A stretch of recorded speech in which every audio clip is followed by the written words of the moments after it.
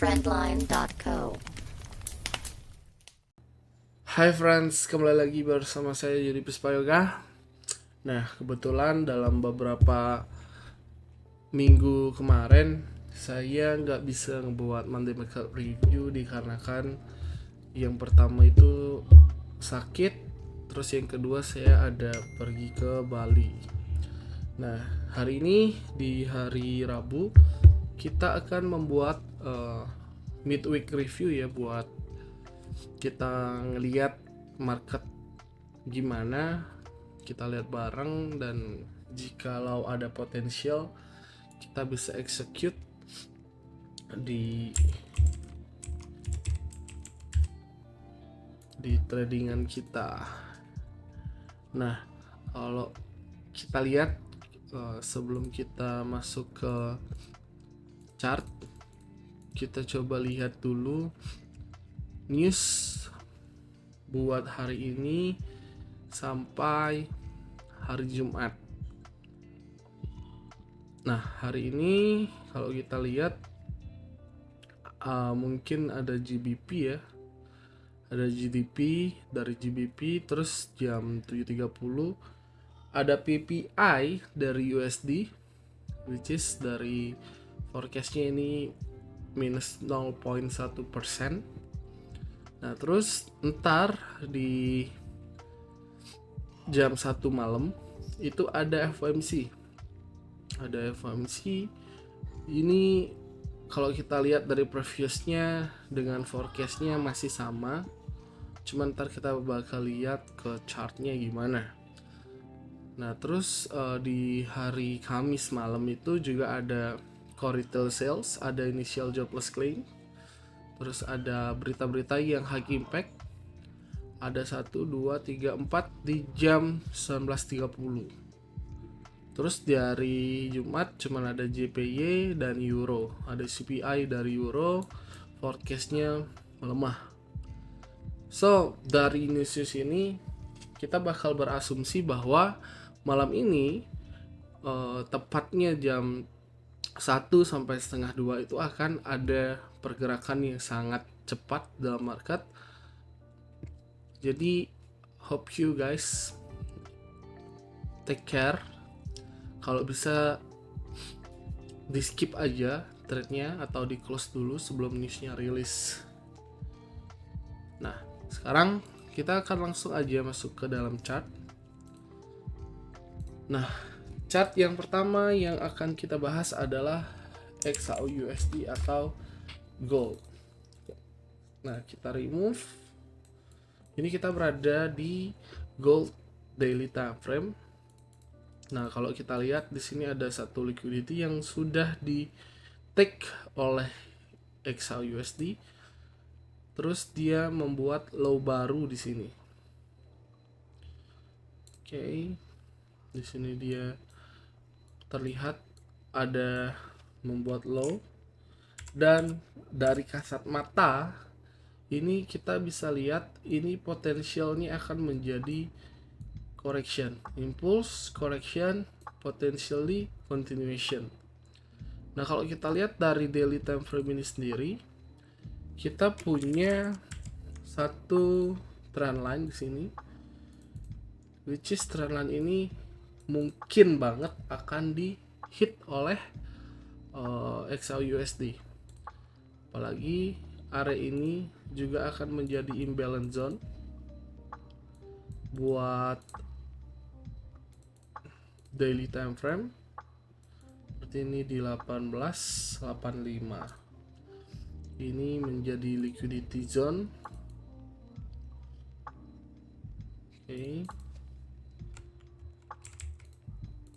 Liquidity zone-nya ada di area ini 19.34. Nah, poin pentingnya adalah kita menunggu kepastian di area ini, karena ini dengan clear dia sudah break dari trend line, udah grab liquidity, dan di sini ada satu buah supply unmitigate. Nah, kesimpulannya adalah jika kita ingin sell maka kita bisa menunggu chart atau market ini bergerak ke area ini untuk long term sell. Jadi ketika dia sudah masuk key zone ini, kita bisa mencari confirmationnya di lower time frame, kita bisa adjust lagi agar stop lossnya lebih tipis lagi, karena area ini masih fresh banget setelah dia nge-grab trend liquidity yang ada di sini. Nah, ini plan 1 buat si XAUUSD. Nah, kalau kita lihat dari 4 hour, nah dari 4 hour ini sendiri dia sudah respect terus terhadap zone-zone yang sudah dibentuk di sini. Jadi kalau kita lihat kemarin kita sudah nge-forecast goldnya bakal bullish ketika dia masuk di area ini, dia bullish, cuman dia tidak sampai di area yang kita pengen, lagi sedikit aja dia hit ini. Harusnya kita bisa nge-sell ketika gold ini nge-tap di 50% zone. Nah, di sini 50%-nya kita bisa menunggu gold, seharusnya dia nge-tap ini baru dia melanjutkan penurunan. Tapi kalau kita lihat di sini ini tipis banget ya. Tipis banget, dia belum nge-tap ini dan udah langsung drop. Mungkin dia respect terhadap supply yang terbentuk di area ini, karena di sini sudah ada change of character. Dia respect dan harusnya ini dia akan membuat low lagi, naik lagi, baru turun lagi sampai di area demand yang sudah kita mark di 1869 sampai 1886. Oke. Jadi so far buat gold, yang pertama saya akan memasang alarm di 50% zone.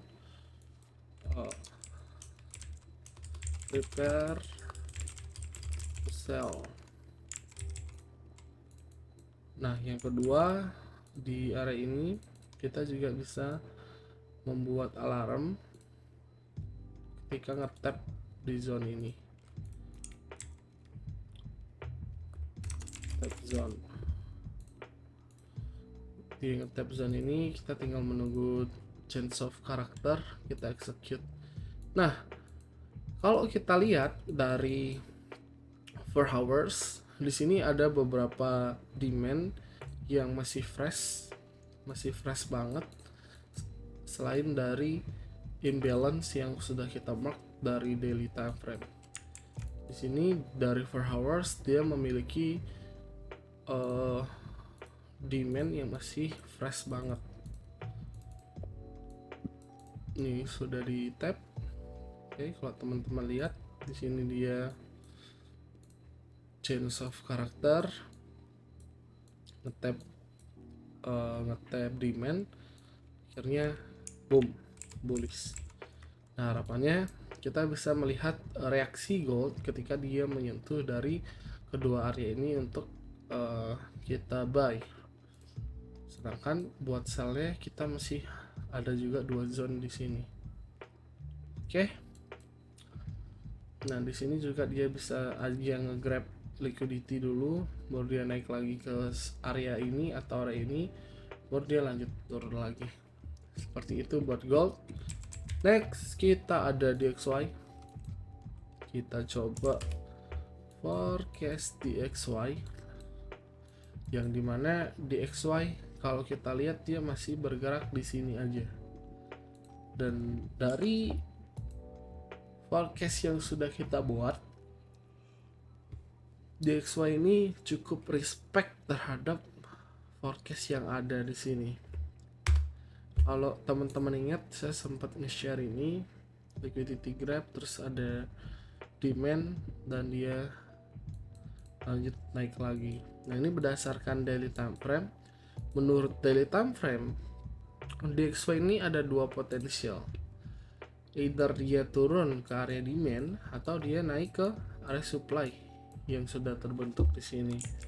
Nah, cuman kan kemarin harapannya itu dia langsung naik nih, dari dia nge-grab liquidity harapannya dia naik sini, tapi realitanya dia masih berada di area ini, which is ini tengah-tengah dari area supply dan area demand. So ini kita butuh sebuah kepastian buat di execute lebih lanjut lagi. Oke. Nah, cuman kalau kita lihat dari 4 hours,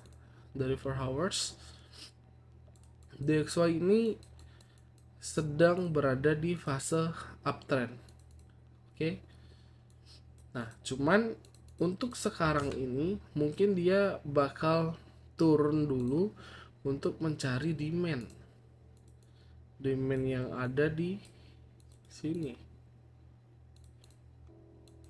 Nah, di sini kita bisa melihat awal dia respect terhadap demandnya itu di sini, terus di sini terbentuk demand baru buat high.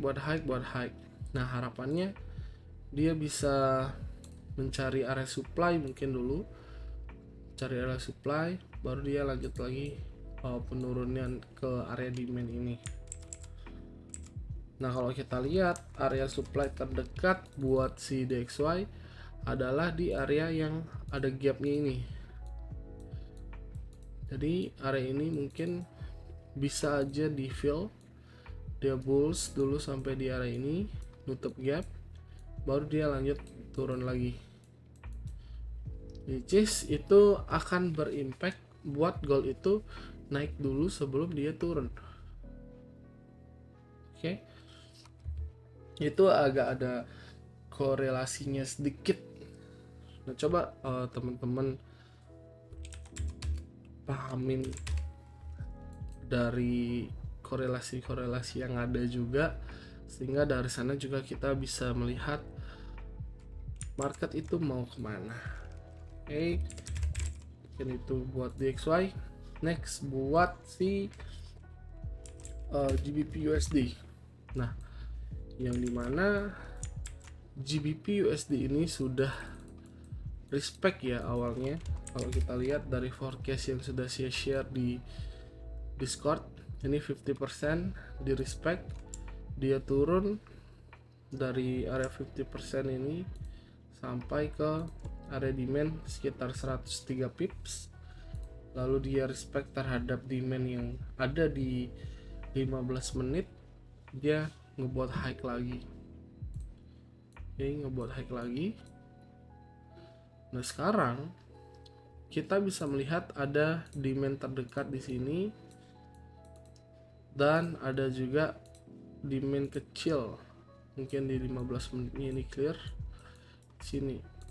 Nah, ini bisa jadi potensial buat GBP USD ini turun lagi ke area ini, baru naik ke area 50% after swap liquidity.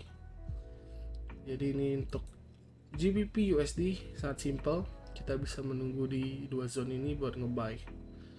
Nah, jika zone-zone ini tidak di respect, maka ini tidak valid lagi.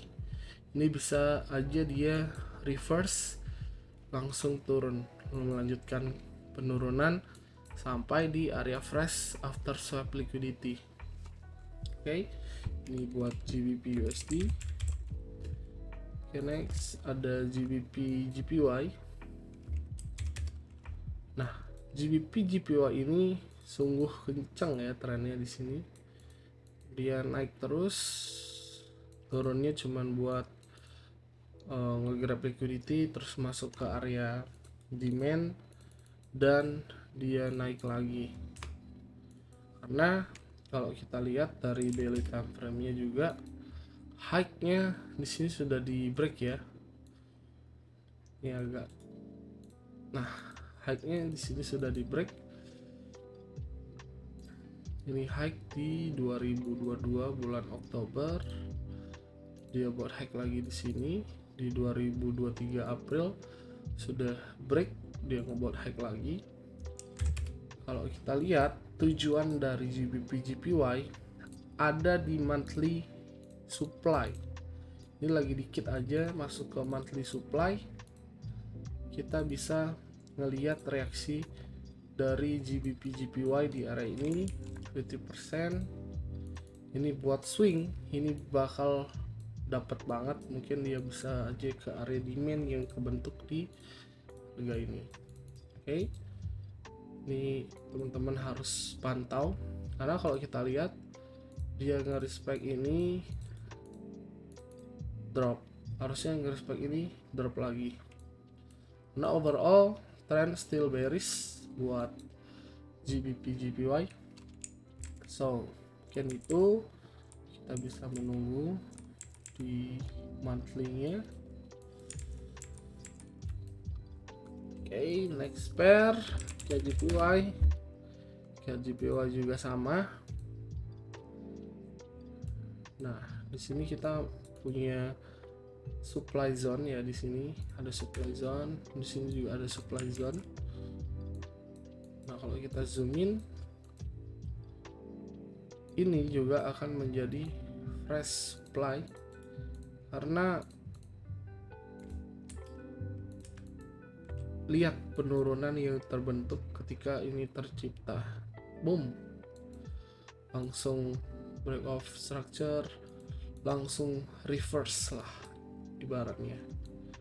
Nah, sekarang ini dia ada potensial, kalau ini area tidak di respect, maka next potensial ada di harga 108.200. Ini bisa untuk kita sell buat swing. Oke, KJPY teman-teman bisa pantau. Saya akan masang alarm juga di sini. Kita buat prepare to sell. Di sini juga sama. Di sini sudah 50% ya. Lagi dikit nih 50%. Kita buat send tab.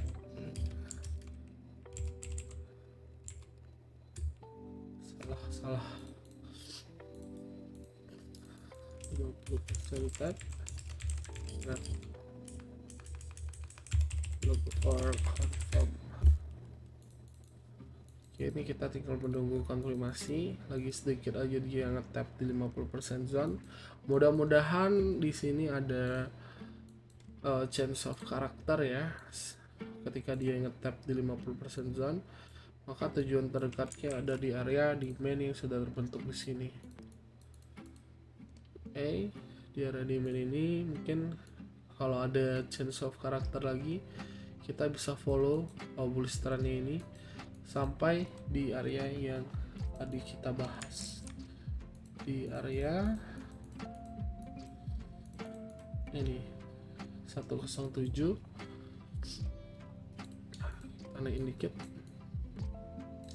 107.900 itu bisa menjadi tujuan buat KJPY. Nah, mungkin dari midweek review itu yang bisa saya sampaikan. Semoga ini video bermanfaat buat teman-teman semua dan teman-teman bisa mengeksekusinya dengan baik dan mendapatkan cuan atau profit maksimal. So, jangan lupa buat subscribe YouTube channel ini, like, share ke teman kalian yang belum memiliki watchlist. Thank you for watching.